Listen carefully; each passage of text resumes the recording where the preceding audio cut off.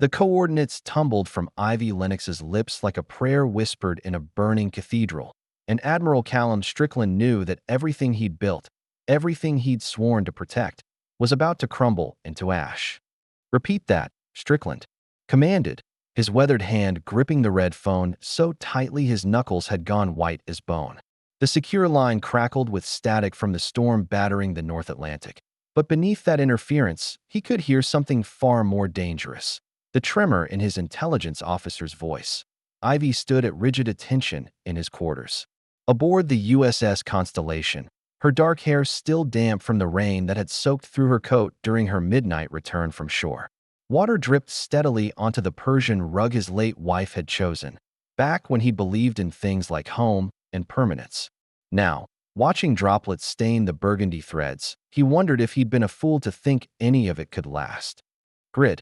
Reference 77 Alpha 9. Ivy repeated, each number falling like stones into a well. Intelligence confirms German U-boat movements converging on those coordinates. They're not hunting merchant vessels this time, sir. Strickland's jaw tightened. Those coordinates placed enemy submarines directly beneath the convoy route where his son's destroyer was scheduled to pass in 18 hours. Lieutenant Dax Monroe, barely 23, still believing the war would make him a hero rather than a ghost, commanded the USS Defiant with the kind of reckless courage that got good men killed. How certain is this intelligence? Certain. Enough that I risked my cover to obtain it. Ivy's green eyes met his, and he saw something there that made his chest constrict. Not just duty or fear, but something rawer. Something that looked dangerously like the expression he'd worn the day he'd held his newborn son for the first time. Sir, there's something else.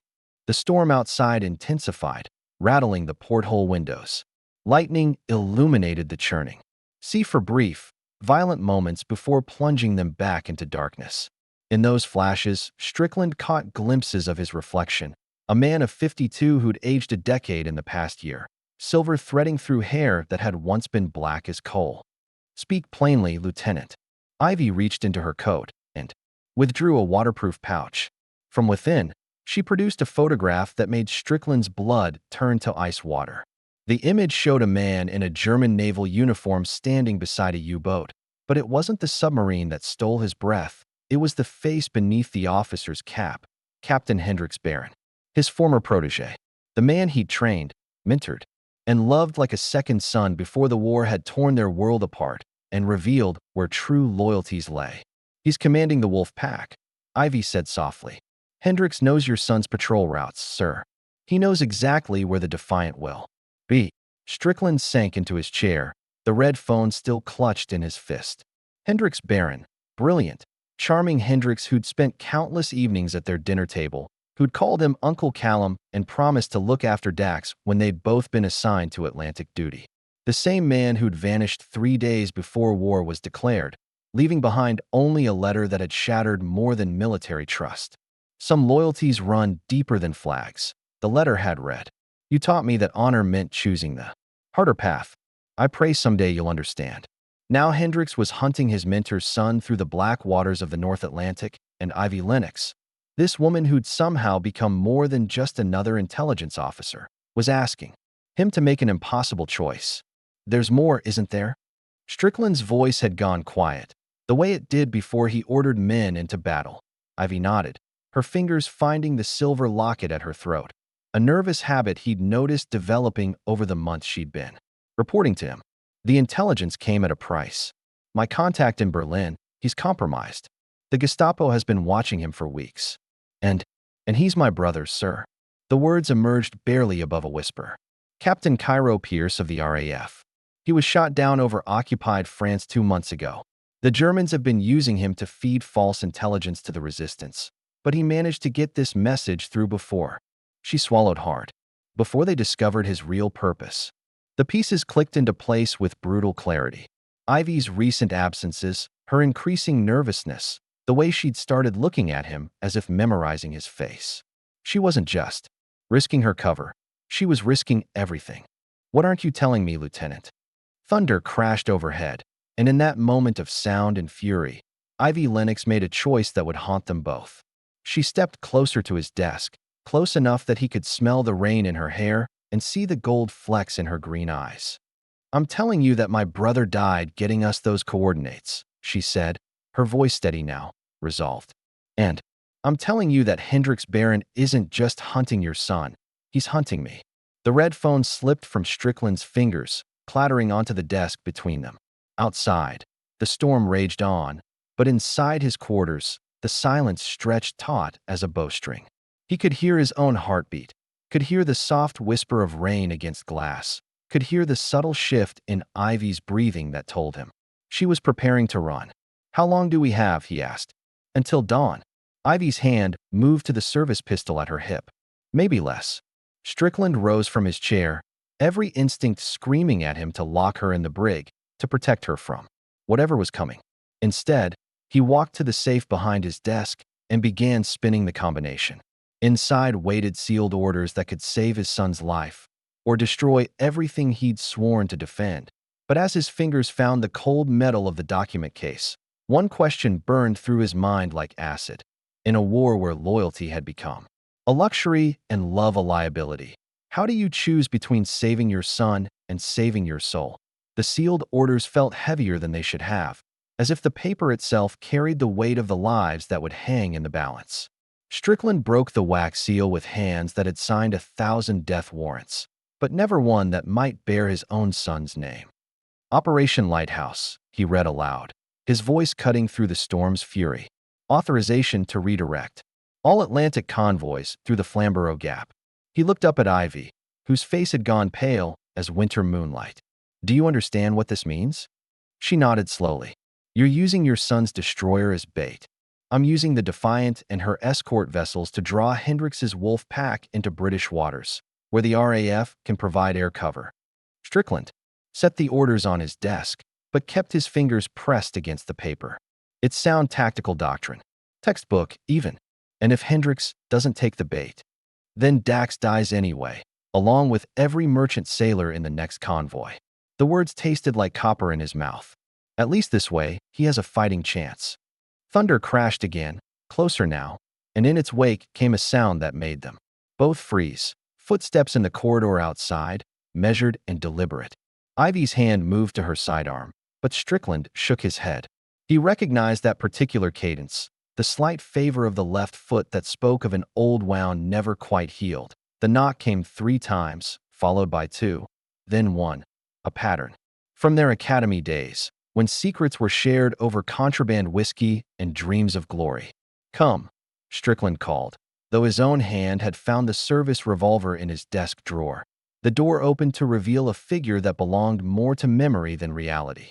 Captain Tate Connors stepped into the lamplight, his British naval intelligence uniform impeccable despite the storm. Water dripped from his coat, forming small puddles on the deck, but his pale blue eyes remained fixed on Ivy with an intensity that made the air crackle with tension. "Admiral," Tate said, offering a crisp salute that somehow managed to convey both respect and threat. "I believe you have something that belongs to Her Majesty's government." Ivy's breath caught. "Tate, I should have known." "Miss Whitmore," he replied, using a name that made Strickland's blood freeze. "Or do you prefer Lennox these days? Hard to keep track of your identities." The pieces of the puzzle shifted, revealing a picture that made Strickland's chest tighten with betrayal. Livia Whitmore, British intelligence.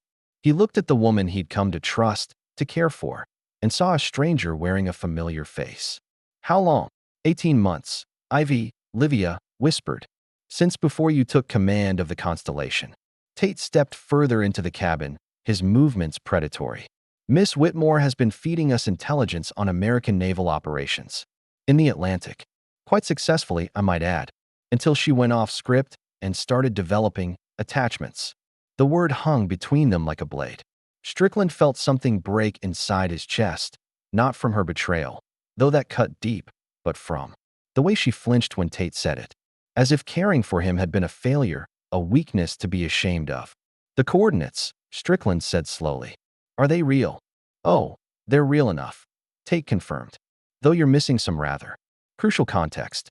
Captain Barron isn't just hunting your son, Admiral. He's hunting her." His smile held no warmth. "It seems our dear Livia made quite an impression during her time in Berlin. Hendricks has been tracking her across half the Atlantic. Because she killed his brother, came a new voice from the doorway. All three turned to see Lieutenant Brielle Madison, the Constellation's communications officer, her usually perfect hair disheveled and her uniform bearing signs of a struggle. Behind her stood two armed Marines, their faces grim in the lamplight.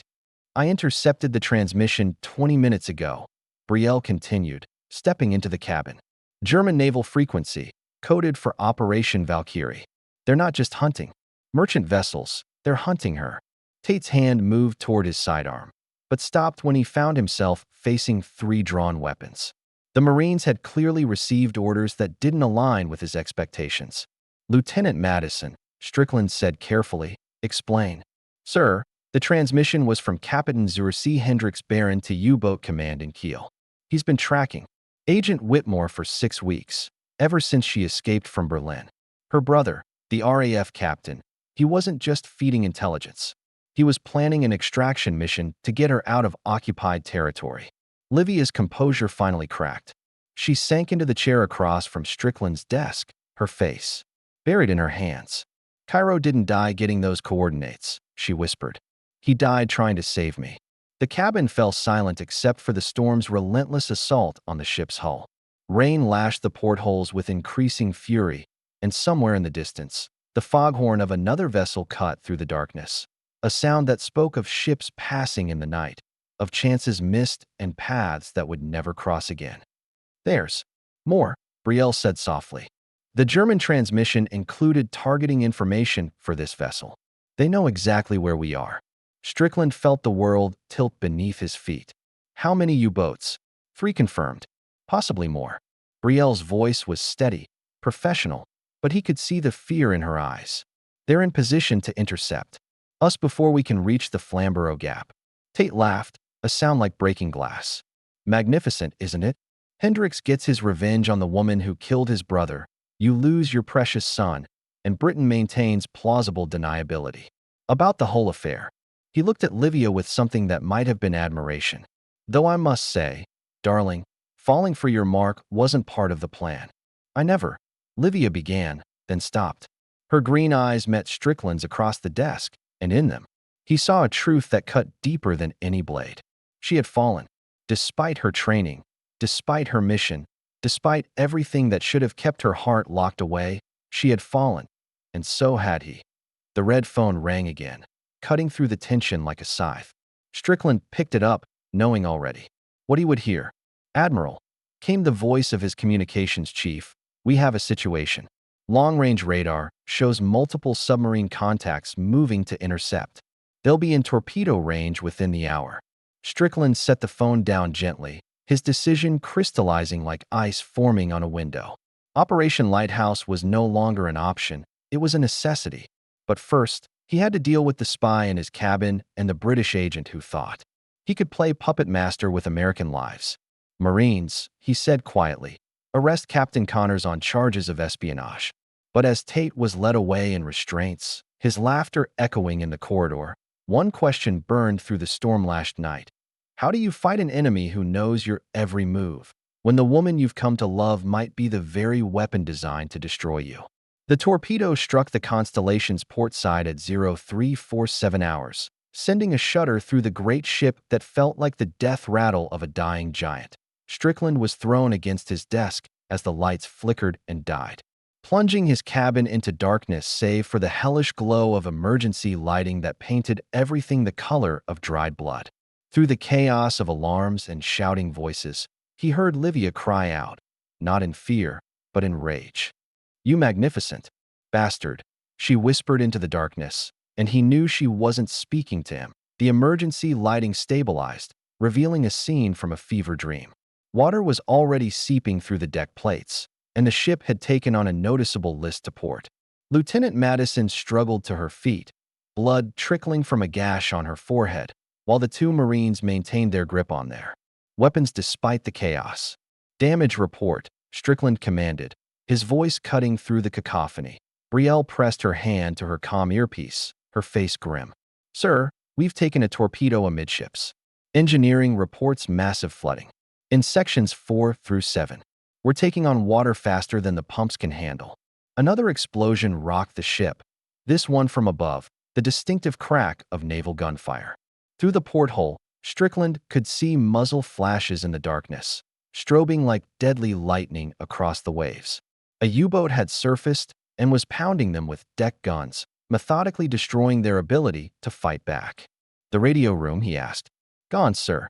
Direct hit." Which meant no way to warn his son. No way to call for help. No way to tell the world that Hendricks Barron was out there, hunting American ships with the precision of a man who knew exactly where they would be and when. Livia stood slowly, her hand pressed against the bulkhead for support. In the crimson emergency lighting, she looked like something from a Renaissance painting, beautiful and terrible, a warrior angel contemplating the fall of kingdoms. "There's something I haven't told you," she said, her voice barely audible above the sounds of the dying ship. "Now might not be the time," Strickland began. "Now is exactly the time." She turned to face him fully, and he saw something in her eyes that made his breath catch.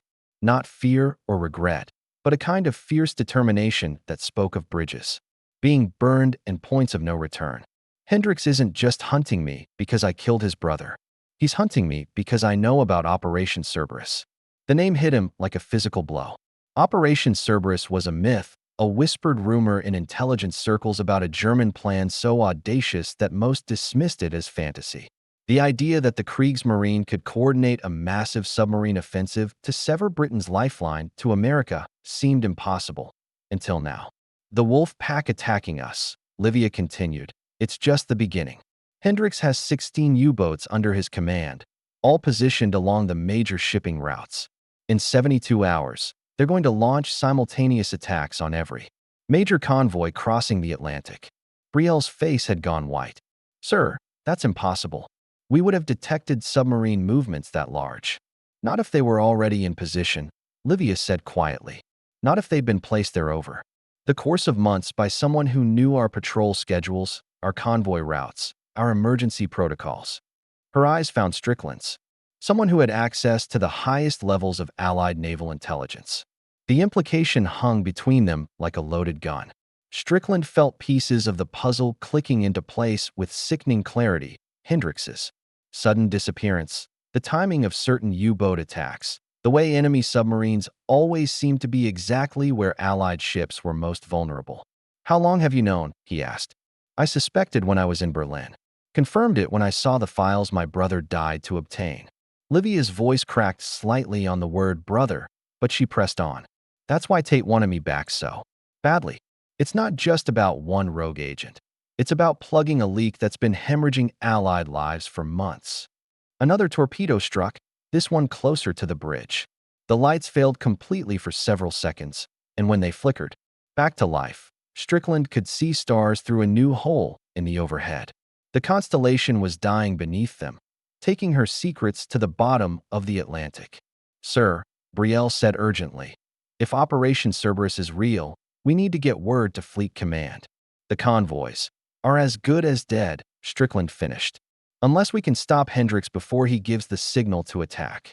He moved to his safe, retrieving not just the Operation Lighthouse orders, but a sealed packet he'd hoped never to open. Inside were authorization codes for something the Admiralty called the Damocles Protocol, the authority to commandeer any Allied vessel and crew for operations of absolute priority. "There's a way," he said slowly, "but it means abandoning the constellation. It means leaving 800 good sailors to die while we chase ghosts across the Atlantic." The ship groaned around them, metal screaming against metal as structural supports began to fail. They had minutes, maybe less, before the great carrier slipped beneath the waves. "The Defiant," Livia said suddenly. "Your son's destroyer. If we can reach her, she's 80 miles away, running silent to avoid the very wolf pack that's killing us right now." Strickland's voice was bitter. "Even if we could get a message to Dax, even if he believed us, he's already committed to the convoy route. He can't break radio silence without exposing the entire fleet. Then we go to him." Livia's eyes were blazing now, reflecting the emergency lights like green fire. "There are lifeboats. Small boats might slip through where a carrier can't." "It's suicide," Brielle protested. "The Atlantic in a storm, at night." with U-boats hunting anything that moves. Everything is suicide now, Strickland said quietly. He looked at the woman he'd known as Ivy Lennox, this British spy who'd somehow become more real to him than his own shadow. Why? Why risk everything for a son who isn't yours, for a country that isn't yours? Livia was quiet for a long moment, listening to the sounds of the ship dying around them. When she spoke, her voice carried the weight of all the choices that had led them to this moment. Because 18 months ago, I was ordered to get close to you, to learn your weaknesses, your patterns, your secrets. She stepped closer, close enough that he could see the gold flecks in her eyes even in the hellish lighting. But somewhere between the lies and the mission reports, I forgot that I was supposed to be pretending. The deck beneath their feet tilted sharply to port, and through the broken porthole came the sound of lifeboats hitting the water. The crew was abandoning ship, following protocols that would scatter them across the dark Atlantic like seeds on barren ground. "Admiral," Brielle said urgently, "we have to go? Now." But as Strickland reached for his coat, one final revelation struck him with the force of revelation. If Livia was right about Operation Cerberus, if Hendricks really was coordinating a massive attack on Allied shipping, then stopping him wouldn't just save lives. It would change the course of the war itself. The question was, could 3 people in a lifeboat outrun the devil himself across the midnight sea? The lifeboat hit the churning Atlantic like a coffin dropped into a grave, and for a moment that stretched into eternity, Callum Strickland wondered if they would simply disappear beneath the black waters without a trace. The storm had grown to biblical proportions, waves towering 40 feet above their small craft before crashing down with the fury of an angry god. Lightning split the sky in jagged scars, illuminating a seascape that belonged more to nightmare than reality. Behind them, the constellation listed at a fatal angle, her great bulk sliding inexorably toward the depths. "Hold fast," Strickland shouted over the howling wind, though his words were nearly lost in the maelstrom. Livia crouched beside him, her hands white-knuckled on the gunwale, while Brielle worked frantically with the radio equipment they'd managed to salvage. "Still, nothing," Brielle called out, water streaming down her face. The storms interfering with everything. "We're sailing blind." A wave larger than the rest caught them broadside, lifting the small boat like a toy and hurling it into a trough so deep that for a moment the wind stopped howling. In that pocket of relative calm, Strickland heard something that made his blood turn to ice, the deep, resonant throb of diesel engines. "Down," he hissed, pulling Livia against the bottom of the boat just as a searchlight swept across the water where their heads had been. Through the rain and spray, he could make out the distinctive silhouette of a U-boat running on the surface, its conning tower cutting through the waves like a shark's fin. The submarine passed within 50 yards of their position, close enough that they could hear German voices calling out orders. Close enough to see the figure standing in the conning tower, outlined against the storm-lashed sky, like some titanic sea god surveying his domain. Even at that distance, even through the chaos of wind and rain, Strickland recognized him. Hendricks. Baron had always carried himself with a particular kind of arrogant grace, the bearing of a man who'd never doubted his own superiority. Now, silhouetted against the lightning, he looked like what he'd become, a hunter who had found his prey. "He's hunting survivors," Livia whispered, her lips close to his ear, picking off the lifeboats one by one, as if to confirm her words. They heard the sharp crack of a deck gun firing, followed by the terrible sound of splintering wood and screaming voices. Another lifeboat had been found, and its occupants would not live to see dawn. "We have to move," Strickland said. "Stay low, use the storm for cover." They took turns at the oars, fighting against seas that seemed determined to drive them back toward the hunting ground. Each stroke was an agony, each wave a potential death sentence. But gradually they put distance between themselves and the killing field where the constellation had died. Hours passed in a blur of exhaustion and terror. The storm began to abate as false dawn approached, revealing a seascape littered with debris and the occasional dark shape that might have been wreckage or might have been something worse. In the growing light, Strickland could see that Livia's lips had taken on a blue tinge, and Brielle's hands shook with more than just cold. "There," Brielle said suddenly, pointing to a dark smudge on the horizon. "Ship's smoke." 2 points off the starboard bow. Strickland raised the salvaged binoculars, focusing on the distant vessel. What he saw made his heart leap and sink simultaneously. The sleek profile of a destroyer, running at flank speed through the morning mist. The Defiant, his son's ship, exactly where it was supposed to be according to the convoy schedule, which meant it was sailing directly into Hendrix's trap. Signal lamp, he ordered. Flash the recognition codes. Brielle worked the portable signal lamp, sending the coded message across the gray waters. For agonizing minutes, there was no response. Then, finally, an answering flash from the destroyer's bridge. They see us, Brielle said. They're changing course. But even as the Defiant turned toward them, Strickland saw something that made his stomach clench with dread. The water around the destroyer was beginning to foam and churn in dark shapes. Were rising from the depths like ancient leviathans returning to claim the surface world. 3 U-boats breached simultaneously, their hulls glistening black in the morning light. They formed a perfect triangle around the Defiant, cutting off any avenue of escape. Hendrix had planned this moment with mathematical precision, using the lifeboat as bait to draw his real prey into the killing zone. Dax, Strickland whispered, watching his son's ship trapped in the center of a deadly constellation. The first torpedo struck the Defiant's stern, sending a geyser of smoke and flame into the gray sky. The destroyer's guns swung toward the nearest U-boat, but Hendrix's vessels were already diving, disappearing beneath the waves like malevolent spirits. We have to do something, Livia said, her voice tight with desperation. With what?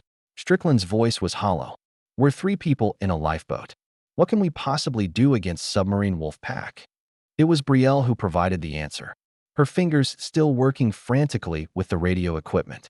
Sir, I'm picking up transmissions on the German naval frequency. They're coordinating their attack pattern, but… She looked up, her eyes wide with sudden understanding. They're using a rotating cipher based on time intervals. If I can break the pattern, how long? Strickland demanded. 5 minutes. Maybe 10. They didn't have 10 minutes. Even as they watched, the Defiant was listing to port, taking on water from the torpedo strike. Smoke poured from her engine room, and her speed had dropped to bare steerage way. She was a sitting duck, waiting for the killing blow. That's when Livia did something that defied all logic, all training, all sense of self-preservation. She stood up in the lifeboat, making herself visible to every submarine in the area, and began shouting in fluent German across the water. Hendrix Baron, I know you can hear me. I have what you want. The response was immediate. The conning tower of the nearest U-boat broke the surface, and a familiar figure appeared in the hatch. Even at this distance, Strickland could see Hendrix's smile, the same charming expression that had once graced his dinner table, now twisted into something predatory. Livia Whitmore, came the amplified voice across the water. The woman who murdered my blood. How convenient that you've saved me the trouble of hunting you down. I have the Cerberus files, she called back. The complete operational plans. You want them? Come and take them. Strickland grabbed her arm. Are you insane? He'll kill us all. No, she said quietly, her eyes never leaving the U-boat. He needs those files. Without them, he can't prove to Berlin that the security breach has been contained. He needs me alive. For how long? Livia's smile was sad and beautiful and utterly without hope. Long enough. The U-boat began moving toward them, its diesel engines rumbling like distant thunder. Behind it, the other submarines maintained their positions around the crippled Defiant, waiting for their commander's order to deliver the final blow. As Hendrix's vessel drew closer, Strickland could see more figures appearing on the submarine's deck, armed sailors with weapons trained on their small boat. The trap was closing, and there would be no escape. But sometimes, in the space between one heartbeat and the next, between the drawing of breath and the speaking of words, the impossible becomes inevitable. Admiral, Brielle whispered, her voice tight with excitement. I've got it. The cipher key. I can hear everything they're saying. And what she heard would change everything. What Brielle heard through the crackling static would have sounded like gibberish to most ears, coordinates, timing sequences, operational codes. But to Strickland, each intercepted transmission was a revelation that painted a picture more terrible than he'd imagined. Operation Cerberus launches in 18 minutes, Brielle whispered, her face pale as morning mist. Simultaneous attacks on 7 convoys. But sir, there's something else. Hendricks isn't just coordinating the U-boat attacks. He's broadcasting Allied convoy positions to every German submarine in the Atlantic. The U-boat drew alongside their lifeboat, its steel hull towering above them like a cliff face. Hendricks, Baron, stood in the conning tower, no longer the young officer who'd called Strickland Uncle Callum, but something harder, forged in the crucible of war and betrayal. His uniform bore the Knight's Cross, and his eyes held the cold certainty of a man who'd found his purpose in destruction. "Permission to come aboard," he called down, his voice carrying the same sardonic charm that had once made him the darling of naval social circles. "Denied," Strickland replied, though he knew it was a meaningless gesture. Armed sailors were already lowering a rope ladder. "I'm afraid I must insist." Hendricks's smile was sharp as broken glass. "Miss Whitmore and I have unfinished business, and you, my dear Minter, have an appointment with the bottom of the Atlantic." But as Hendricks began his descent, Livia did something that froze every man on both vessels. She pulled a small device from her coat, a radio detonator, its red light blinking ominously in the gray dawn. "The Cerberus files aren't on paper, Hendricks," she called up to him. "They're in my memory. And this device is connected to explosive charges I've been carrying since Berlin. One more step, and everything you need dies with me." Hendricks paused on the ladder, his face a mask of calculation.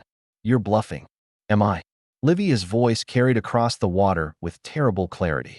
"I killed your brother Klaus in Berlin, didn't I? Put a knife between his ribs while he slept. Then burned down half a city block to cover my escape. Do I strike you as someone who bluffs about explosives?" The silence stretched taut as a piano wire. Strickland could hear the lap of waves against the U-boat's hull, the distant rumble of the Defiant's damaged engines, the whispered prayers of drowning sailors still clinging to wreckage in the water. "What do you want?" Hendricks asked finally. "Safe passage for the Defiant, and the abort codes for Operation Cerberus." Hendricks's laughter was like the sound of breaking bells. "Impossible. Even if I wanted to, which I don't, the operation is beyond my control now. 16 U-boats are already moving into position. In 15 minutes, they'll begin the largest coordinated attack in naval history. Then we all die here," Livia said simply. "Because I'll be damned if I let you murder half the Allied merchant fleet." It was then that Brielle made her move. While all eyes were on Livia and her deadly gambit, the communications officer had been working frantically with the radio equipment, using the intercepted German frequencies to broadcast a message of her own. "Admiral," she whispered urgently, "I've reached HMS Warspite. She's 40 miles southeast with a full battle group. They're moving to intercept. But 40 miles might as well have been 400. The British battleship couldn't possibly arrive before Operation Cerberus commenced, and even if it could, 16 U-boats scattered across the Atlantic were beyond the reach of any single task force." That's when Strickland understood what Livia had really been doing. The detonator in her hand wasn't connected to explosive charges. It was connected to a more powerful weapon than any bomb. It was connected to hope. "Hendricks," he called up to his former protege. "Do you remember the rose garden at Annapolis? You used to help my wife tend it during your visits." The German captain's face flickered with something that might have been pain. "Ancient history, Admiral. She planted red roses for valor, white for truth, and yellow." Strickland's voice grew soft. "Yellow for friendship that endures even when everything else has fallen to ash. Sentiment will not save you." "No," Strickland agreed. "But intelligence might." He gestured to Brielle's radio equipment. "We've been monitoring your transmissions for the past hour. Every frequency, every code, every operational detail of Cerberus. And in 30 seconds, that information goes out on Allied naval frequencies. To every ship in the Atlantic." Hendricks's face went white. "You're lying." "Am I?" Strickland's smile was grim. "Check your chronometer, son. In 28 seconds, Operation Cerberus becomes Operation Disaster. Every convoy will know exactly where your U-boats are positioned. Every escort vessel will be waiting with depth charges armed and ready." The German captain's hand moved to his sidearm, but Livia's voice stopped him cold. "Hendricks," she said, her tone gentler now, almost sad. "Klaus didn't die in Berlin. He died in London 3 months ago, in a British hospital, surrounded by nurses who held his hand while he called out your name. The words hit Hendricks like a physical blow. Impossible. We captured him during a commando raid on Brest. He'd been wounded badly. We could have let him die, should have let him die. But he kept talking about his brother in the Kriegsmarine, about how proud he was of your achievements. So we tried to save him. Livia's voice cracked slightly. He lived long enough to dictate a letter. For you. It's in my coat pocket. Hendricks stared at her for a long moment, his face cycling through emotions like storm clouds racing across the sky. Finally, he spoke a single word in German that carried the weight of the world. Skies. The abort codes came crackling across the radio frequencies like salvation itself. One by one, the U-boats of Operation Cerberus received their new orders, their captains no doubt cursing in a dozen different dialects as they realized their carefully planned attack had become a strategic withdrawal as the sun climbed higher. Painting the Atlantic in shades of gold and crimson, HMS Warspite appeared on the horizon with her battle group, their guns trained on the surfaced U-boats. But there would be no fight. Hendricks had already given the order to dive and scatter. Before he disappeared into his submarine's hatch, the German captain threw something onto the deck of the lifeboat, his knight's cross, gleaming in the morning light.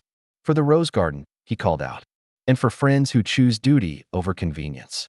The U-boat slipped beneath the waves like a steel leviathan returning to its lair, leaving behind only ripples and the echo of choices that could never be unmade. 3 hours later, the survivors of the USS Constellation were aboard the Defiant, where Lieutenant Dax Monroe, bruised but very much alive, was arguing tactical doctrine with his father while Navy surgeons patched their various wounds. As the destroyer turned toward home, Strickland found Livia standing at the stern rail, watching the place where the Constellation had died. She'd changed back into civilian clothes, and for the first time in 18 months, she looked like exactly who she was. Not a spy or an agent or a weapon, but simply a woman who'd survived. Something that should have killed her. Regrets? He asked, joining her at the rail. Only one, she said softly. That it took a war to teach me the difference between duty and love. Behind them, the Atlantic stretched endlessly toward home, carrying secrets and sorrows in its depths. But on the horizon, where sea met sky, roses bloomed in the clouds, red for valor, white for truth, and yellow for friendships that endure even when everything else has fallen to ash. If tales of love born in the crucible of war have stirred your heart, and if you believe that honor can bloom even in the darkest hours, then let your voice be heard. Comment below where you're watching from today. Let us know that courage still lives in every corner of this world we're all trying to save.